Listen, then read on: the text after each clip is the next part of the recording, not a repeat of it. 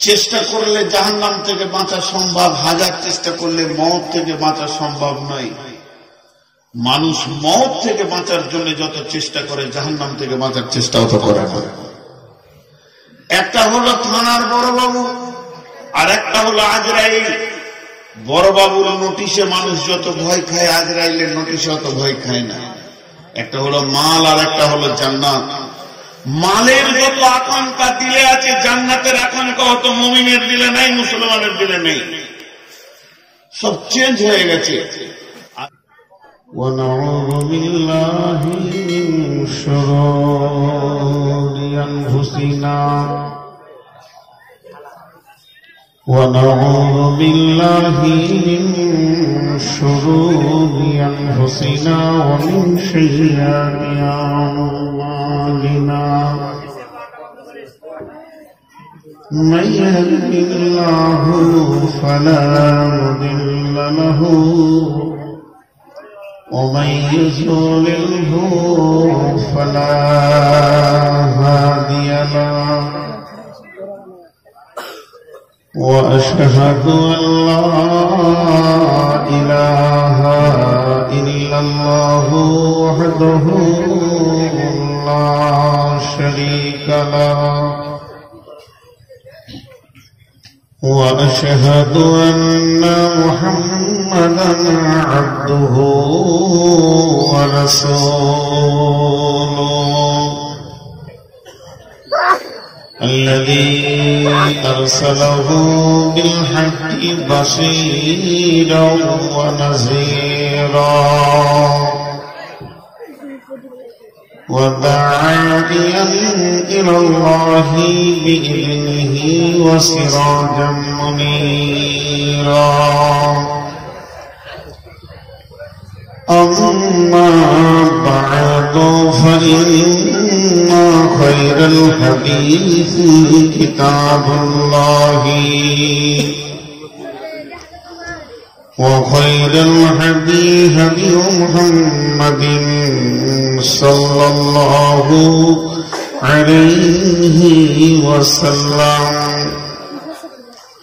وشر الأمور محدثاتها وكل محدثة بدعة وكل بدعة ضلالة وكل ضلالة في النار.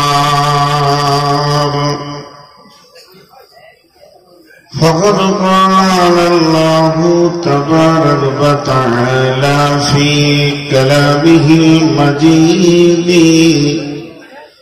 وفرقانه الحميد. أعوذ بالله من الشيطان الرجيم.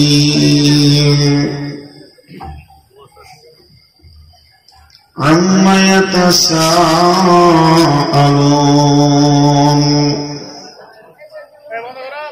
عن النبأ العظيم الذي هم فيه مختلفون. كلا سيعلمون ثم كلا سيعلمون. ألم نجعل الأرض مهادا والجبال أوتادا وخلقناكم أزواجا وجعلنا نومكم سباتا وجعلنا الليل لباسا وجعلنا النهار معاشا وبنينا فوقكم سبعا شدادا وجعلنا السراجا وهاجا وأنزلنا من المعصرات ماء ثجاجا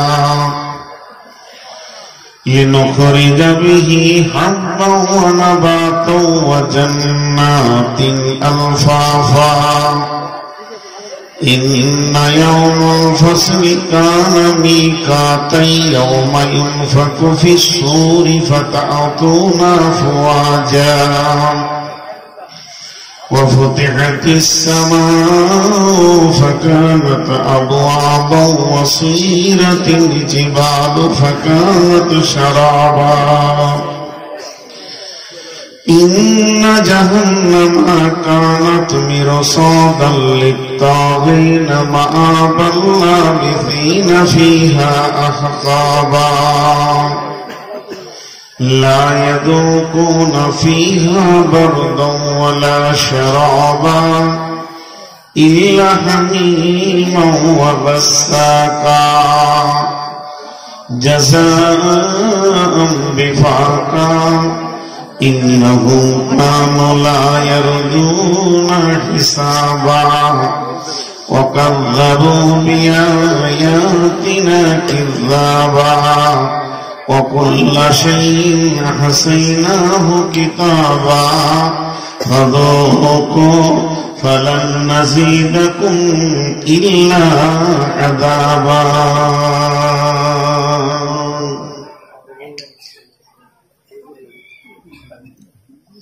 بسم الله الرحمن الرحيم قل هو الله أحد الله الصمد لم يلد ولم يولد ولم يكن له كفوا أحد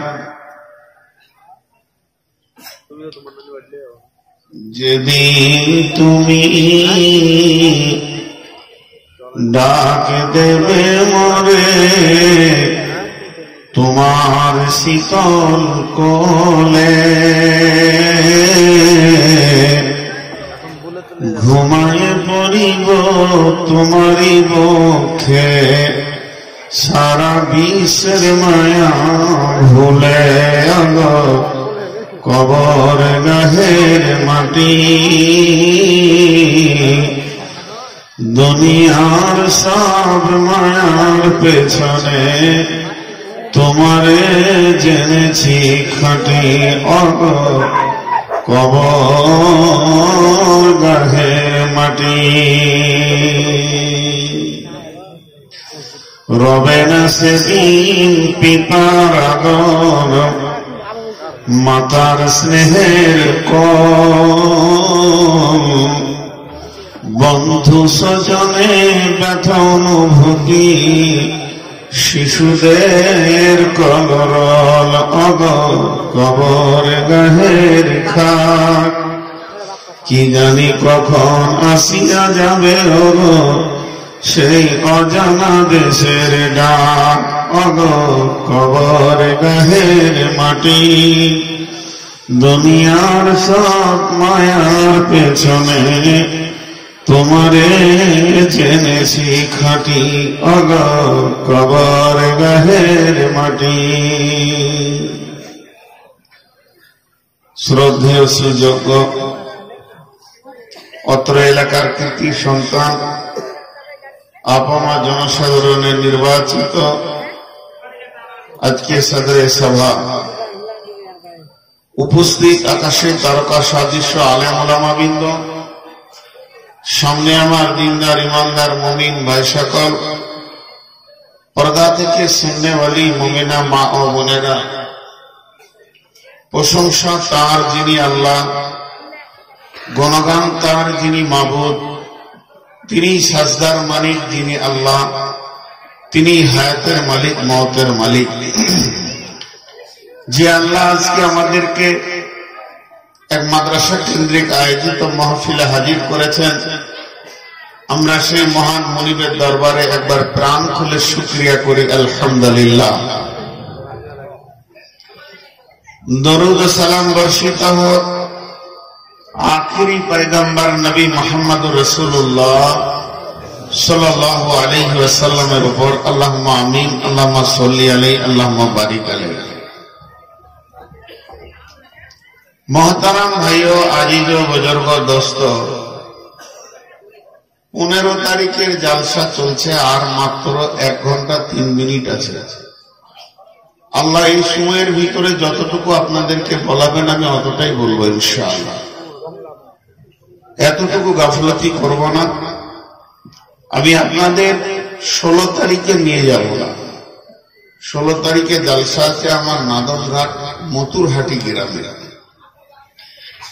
অতএব আপনারা একটু ধৈর্য সহকারে বসেন।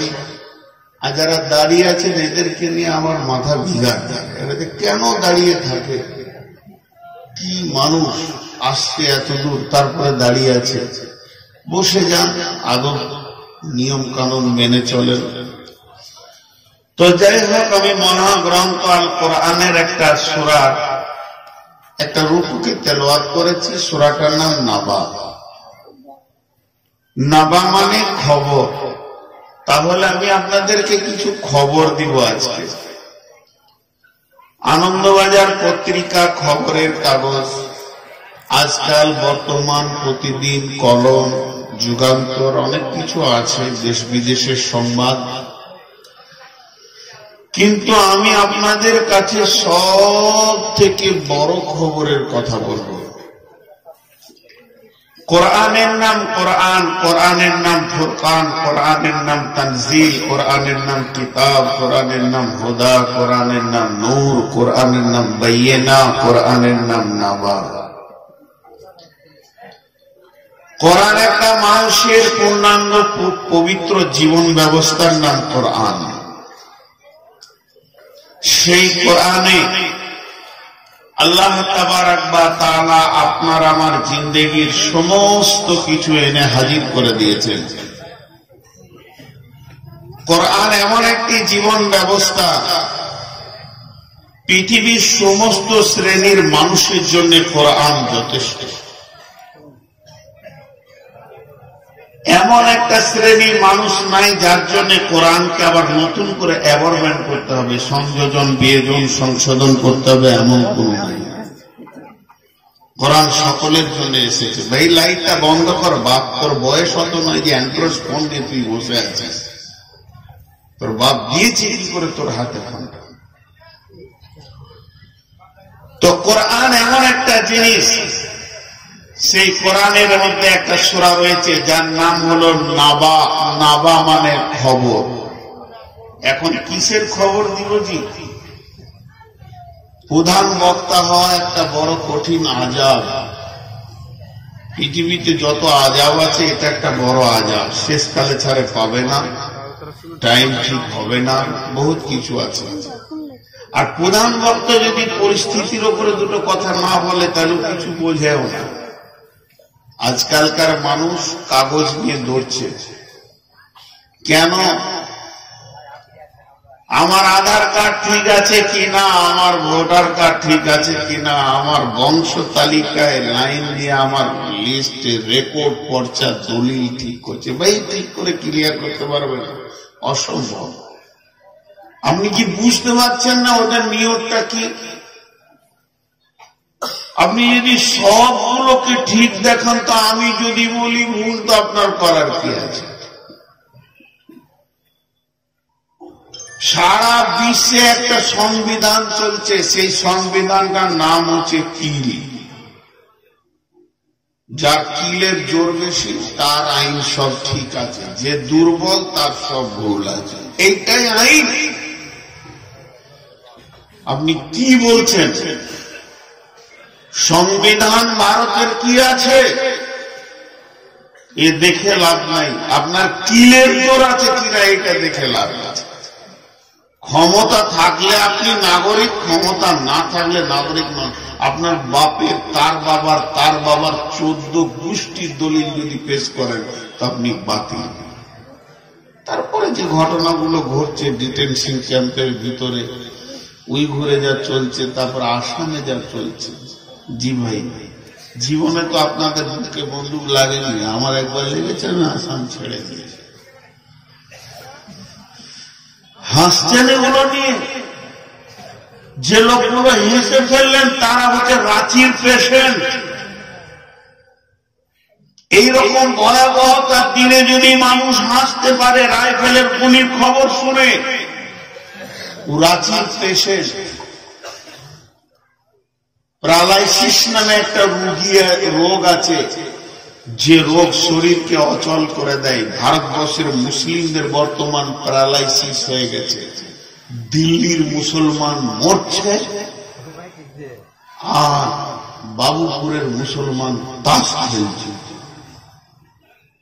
অবাক লাগছে। আজকে চেকপোস্ট ওখানে চা খেতে গেলাম, 50 থেকে 60 জন তাস খাচ্ছে আর হো হো করে হাসছে, আর বিড়ি আর সেরকম চা আর তাস, আর দিল্লির মুসলমান মরছে, এখানকার মুসলমান তাস খেলছে, মদের বোতল নিয়ে উঠছে। দিল্লির মহিলাদের ইজ্জত নিয়ে হোলি খেলছে বেঈমানেরা, আর বাবুপুরের মুসলমান পাপড় মহিলারা পাপড় নিয়ে হোলি খেলছে মেলা। জীবনে বন্ধ হলো। এটা উপর থেকে ফাইসালা।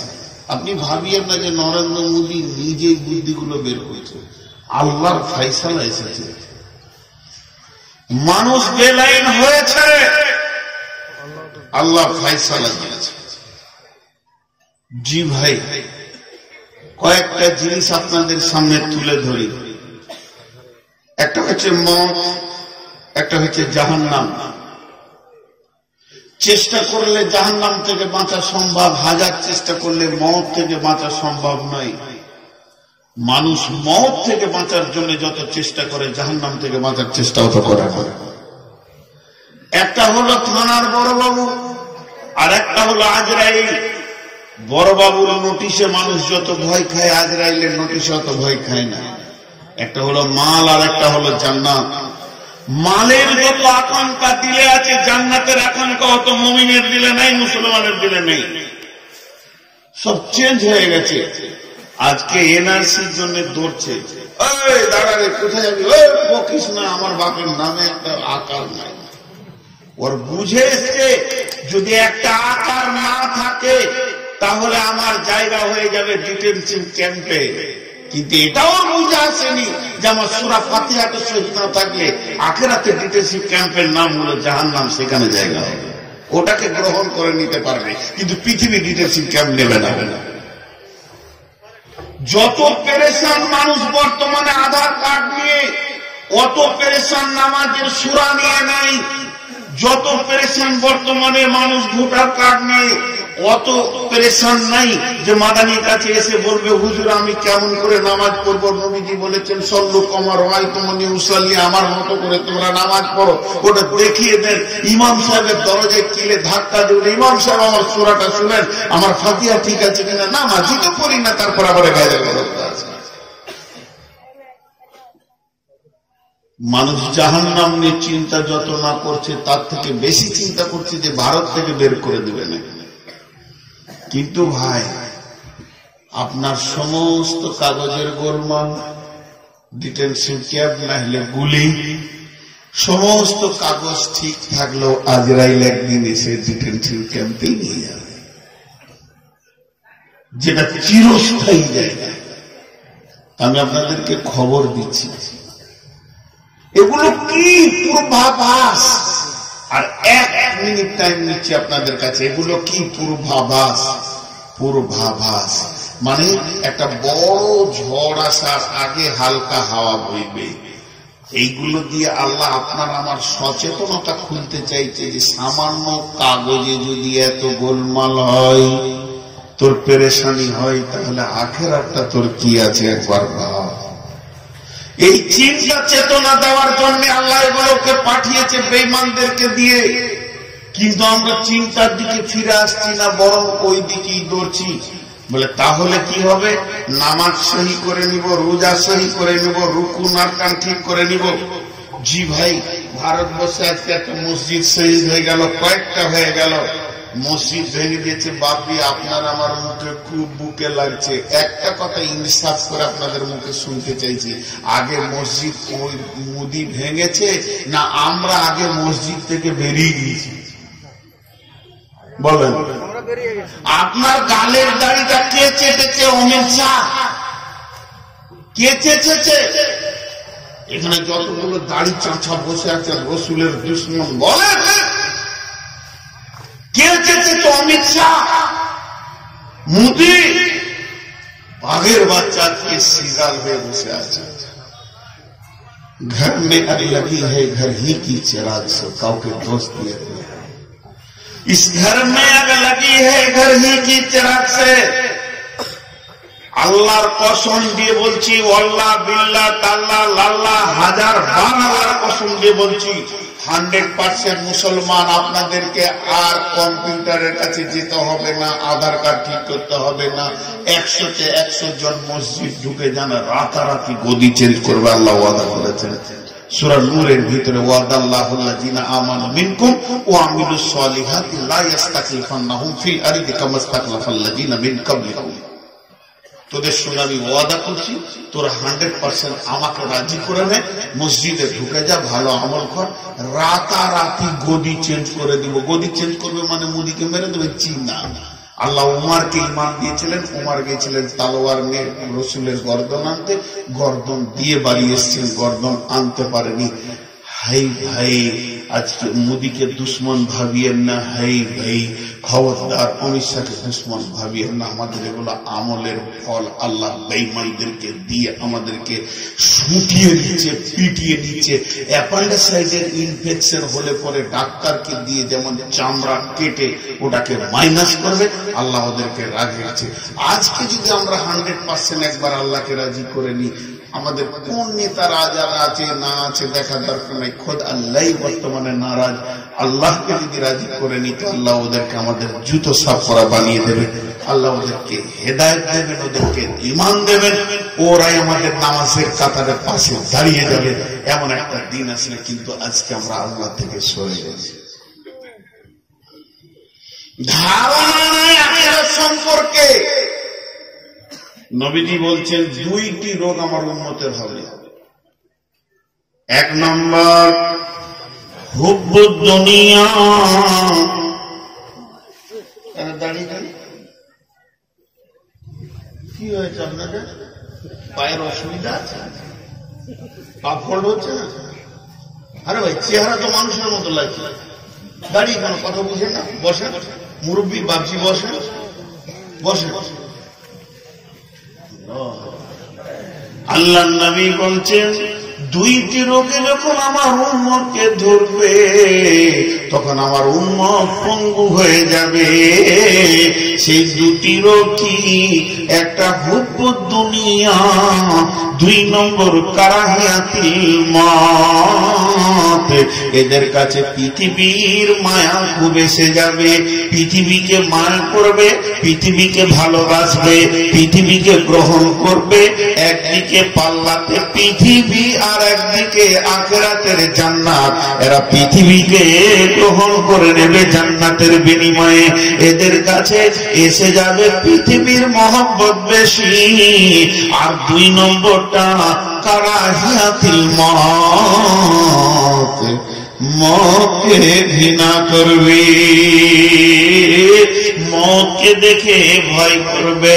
এর জন্য এই 2টি রোগ যখন আমার উম্মতের কাছে আসবে, আমার উম্মত তখন মার খেয়ে মরবে, ধ্বংস হবে, এদেরকে বাঁচানোর কেউ থাকবে না।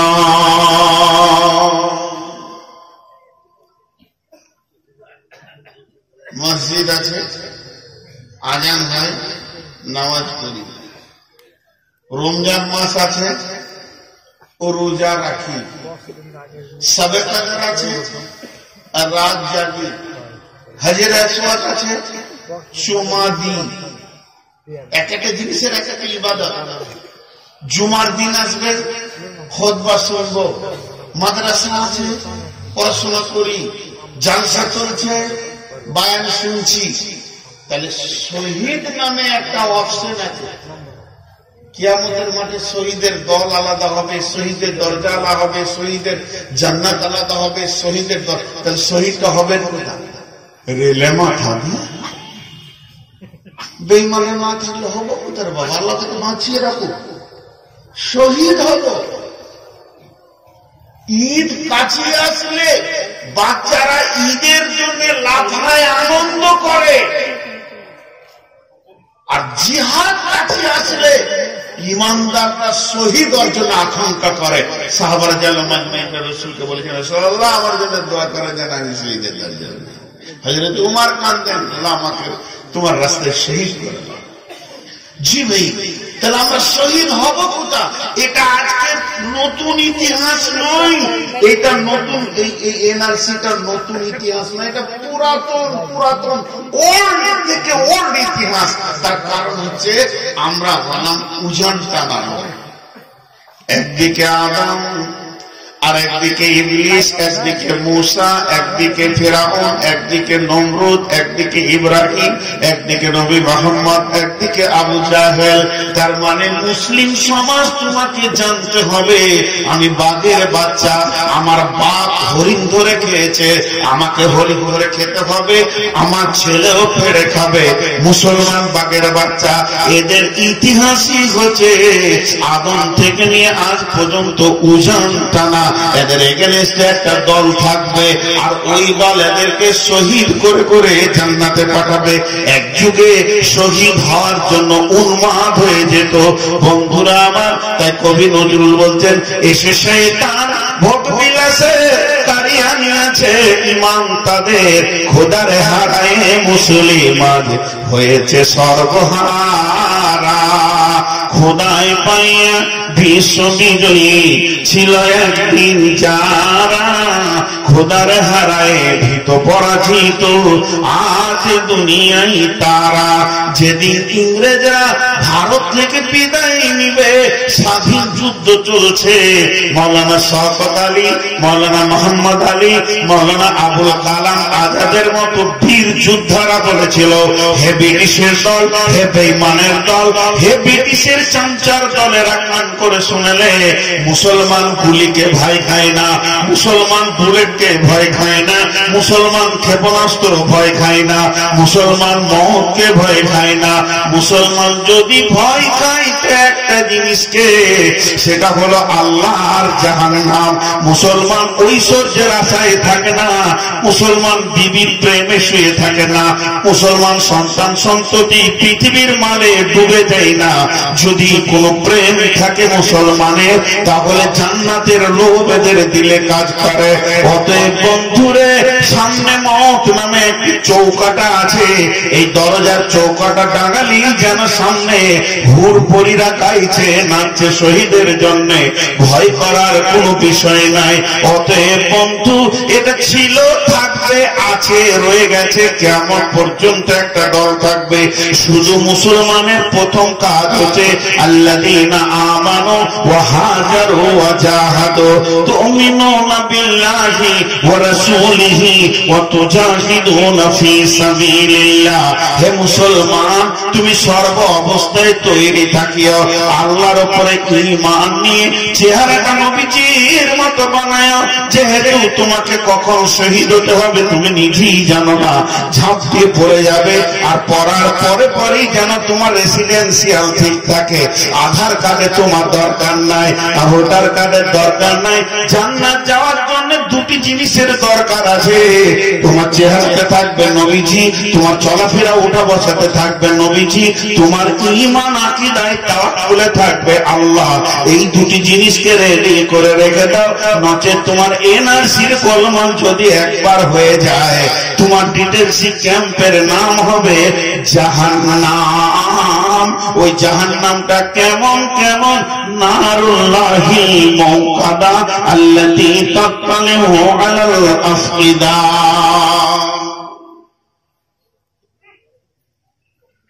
মুসলমান খালি পেরেশান হয়ে আছে, পেরেশান, মুখ সব ছোট হয়ে যায়।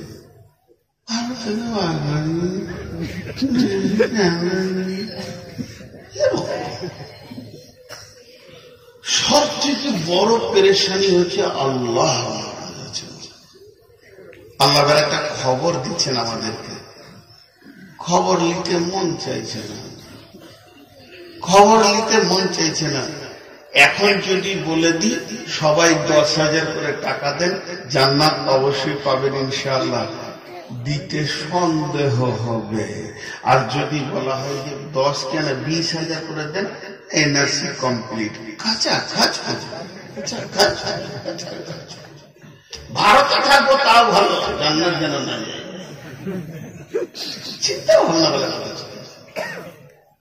চিন্তা ভাবনা কোথায় চলে গেছে। আল্লাহ বলছেন আম্মা ইয়াতাসাআলুন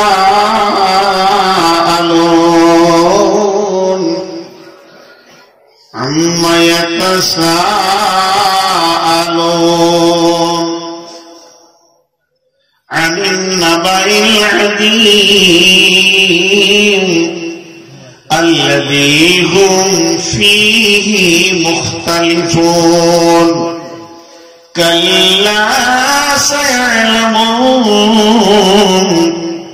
ثم كلا سيعلمون